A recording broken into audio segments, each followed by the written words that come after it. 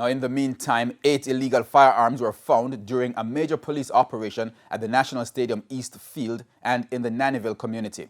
Now, the search is ongoing, and as Jamaica Maitland now reports, the criminals have found clever ways to conceal the guns.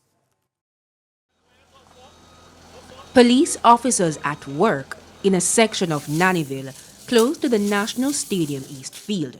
It's where 3 illegal firearms were found and several rounds of ammunition Monday morning.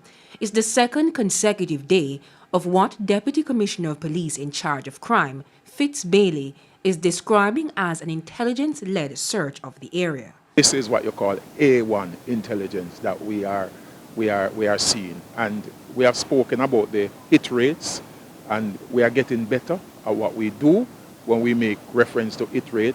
This is what we are talking about, how the result after each intelligence package, and this is a classical one. Now the operation here in search of the illegal firearms in Stadium East is still underway, and according to the police, they're not letting up.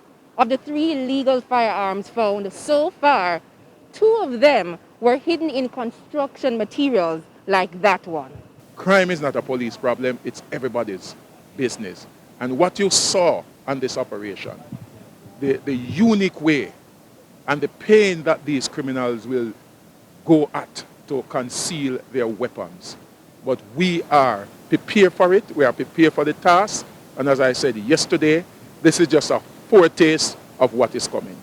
The other weapon was found in a section of Stadium East. The police say it's part of an assault rifle. And about 2 hours after our news team left the area, more guns were discovered. An AK-47 and an M16 rifle, as well as 65.56 cartridges. A ballistic vest was also found. On Sunday, the police found 3 guns and ammunition, including 2 magazines buried on the field. 1 person has been taken into custody in relation to the find. Meanwhile, Commissioner of Police Major General Anthony Anderson says the find brings to more than 30 the number of guns that have been found since the weekend. Of course, there's a frustration, there's fear.